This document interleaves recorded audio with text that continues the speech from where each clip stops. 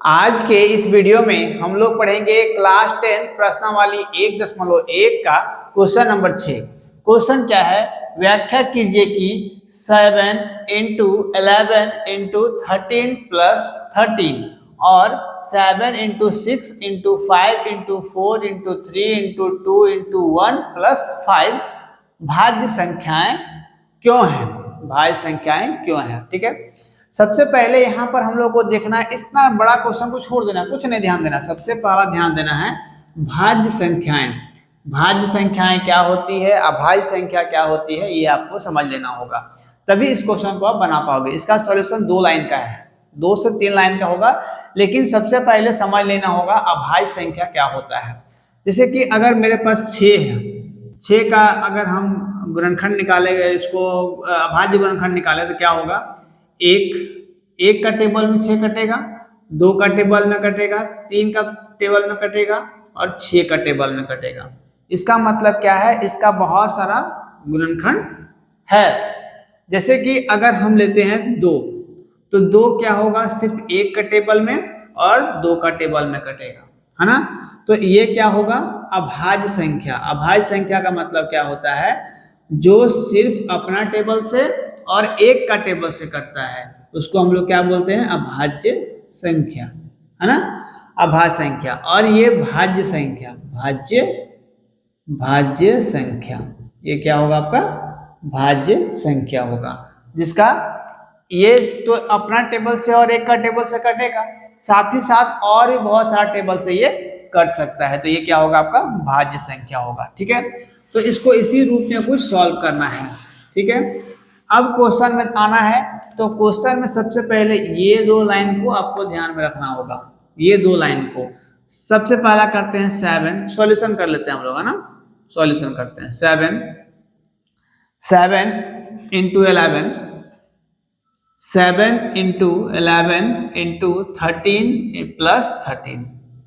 ध्यान देना है, यहाँ पर प्लस है, तो इस चीज में अब आपको कुछ उभयनिष्ठ दिख रहा होगा, कॉमन दिख रहा होगा। दोनों इसमें से कॉमन क्या क्या है, 13 कॉमन है, 13 को हम लोग बाहर ले लिए, ठीक है। यहाँ से क्या बच गया, 7 बच गया, 7 गुने 11 गुने, यहाँ पर 13 तो हम बाहर ले चुके हैं, तो यहाँ से क्या बचेगा, 1 बचेगा, ठीक है। अब यहाँ से 13 तो हम बाहर ले गए हैं, तो यहाँ से प्लस मेरा क्या बचेगा, 1 बचेगा, 1 बचेगा। सबसे पहले ध्यान देना है कि यहाँ पर प्लस है, बाकी सब में इंटू है, तो प्लस वाला यहाँ पर +1 लिखे हैं, है ना, +1, ठीक है। जब 13 गुने सबको 7 को 11 से गुना करेंगे 77, 77 और 77 को 1 से इंटू करेंगे, कितना हो जाएगा, 77, और इसमें प्लस जोड़ देंगे 1 तो कितना होगा, 78 हो जाएगा, ठीक है। तो देखिए 13 को 78 से जब हम गुना करेंगे, 78 से गुना करेंगे, तो एक ये भाज्य संख्या आएगा आपका। जब इनको गुना करेंगे तो यह एक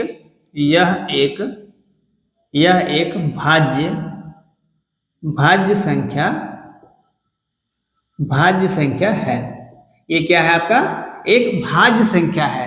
गुना करके इसको देख सकते हैं, 13 को 78 से गुना करेंगे तो एक भाज्य संख्या आप लोग को देखने को मिलेगा, ठीक है। भाज्य संख्या मतलब 1 से अधिक टेबल में वो कट सकता है, 2 ये जो अपना टेबल से और 1 का टेबल से, उसके अलावा इसका बहुत सारा टेबल से ये कट सकता है, ठीक है। पहला सॉल्व हो गया। सेकेंड हमको देखना है 7 into 6 into 5 into 4 into 3 into 2 into 1 plus 5, ठीक है। सेम बनाने का प्रोसेस सेम है। यहाँ देखिए, यहाँ पर भी 5 है, यहाँ पर भी 5 है, दोनों क्या है, उभयनिष्ठ है, एक कॉमन है, तो हम क्या करेंगे, 5 को कॉमन ले लिए, ठीक है।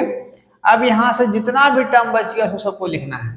यहाँ से क्या बच गया, 7 गुना 6 गुना, देखिए यहाँ पर हम 5 को नहीं ले सकते हैं, क्योंकि 5 को हम ऑलरेडी कॉमन ले चुके हैं, तो यहाँ पर 1 गुना 4 गुना 3 गुना 2 गुना 1। अब लास्ट में क्या बच गया, 5 जब हम कॉमन ले चुके हैं, तो जब 5 कॉमन ले लिए हैं, तो यहाँ से क्या बच जाएगा आपका, +1 जोड़ 1 बच जाएगा, ठीक है। जब हम सबको गुना करते हैं, 7 को 6 से गुना करते हैं, 6 को 4 से गुना करते हैं, 4 को 3 से, 3 को 2 से, 2 को 1 से गुना करते हैं, तो ये आपको देखने को मिलेगा 504 सबको जब हम गुना करेंगे तो कितना होगा, यहां तक सिर्फ गुना करना है, तो ये 5 गुना ये सबको जोड़ेंगे कितना होगा, 504 होगा, है ना। गुना करके आप लोग देख सकते हो, है ना। 6 सते 42, 42 को 4 से करेंगे, 4 जो भी आएगा उसको 3 से गुना करेंगे, सबको जब करने के बाद कितना आएगा, 504 आएगा। ठीक है, अब यहाँ से +1 है, +1 है तो यहाँ पर +1 लिख दिए। तो यहाँ से 5 गुना 504 और 1 कितना हो जाएगा, 505 हो जाएगा, है ना।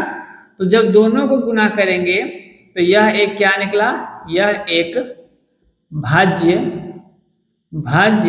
संख्या निकला, भाज्य संख्या है। जब हम दोनों को गुना करेंगे तो हमको क्या देखने को मिलेगा, एक भाज्य संख्या देखने को मिलेगा।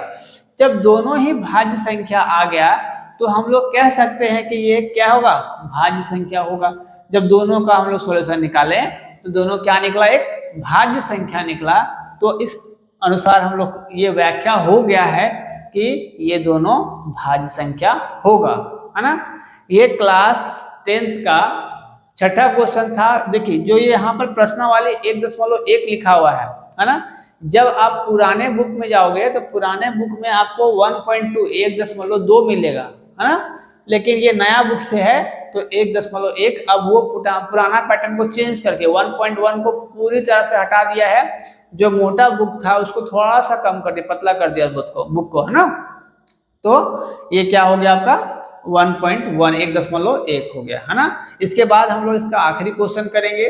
तो आई होप आपको ये समझ में आया होगा। इस तरह का वीडियोस मेरे चैनल पर और बहुत सारे अपलोड हैं और रेगुलर होते रहते हैं, इसलिए चैनल को सब्सक्राइब कर लेना है और शेयर करना है ताकि जो और भी बच्चे होंगे वो मेरे साथ जुड़ करके अच्छे से मैथ्स पढ़ सकेंगे। ठीक है, मिलते हैं अगले वीडियो में, तब तक थैंक यू, टेक केयर, जय हिंद।